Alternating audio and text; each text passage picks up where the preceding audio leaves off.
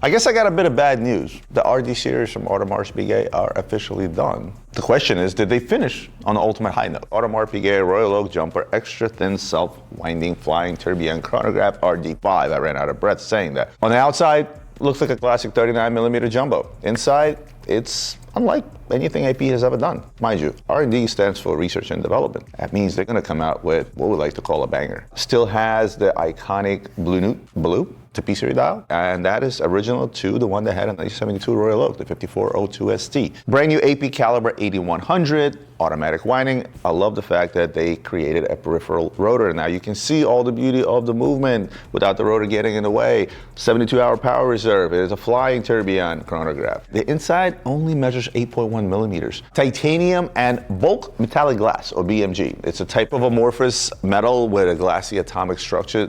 It's like basically liquid frozen in place, and it has the hardness and the elasticity of a glass. AP, of course, had to be different because that's AP. Mostly BMGs are based on zirconium or titanium based. Of course, AP had to make theirs palladium based. Let's talk about the fact that they reimagined the chronograph. Each one of the hands is tied to a rack that stores energy as it runs. When the second hand completes a revolution, its rack disengages with the pinion and releases the stored energy.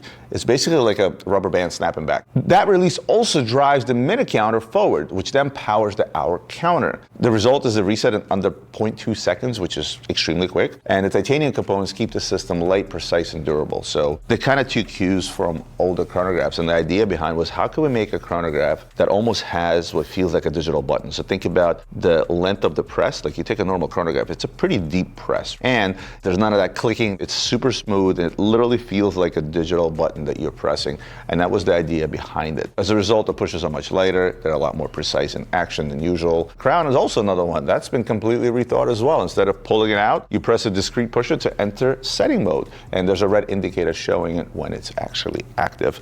I didn't expect anything less. And I can talk about the specifics of that chronograph for a lot longer. I've said it numerous times. Chronograph is one of the most complicated complications to execute. And if you're going to try to do something different with them and achieve what they achieved, they did a tremendous job. 150 pieces will be made, 260,000 Swiss francs. Obviously, for the Audemars Piguet 150th anniversary, you'll note that the dial doesn't have the AP logo. It has the Audemars Piguet written out in cursive. And this is it. This is the final chapter for RD series and kind of an end of an era for the brand. They're going to continue doing more research and development and creating innovative pieces. This is what AP does, and we'll continue doing that. But I kind of like where they left it off. A chronograph that's made different is the ultimate flex.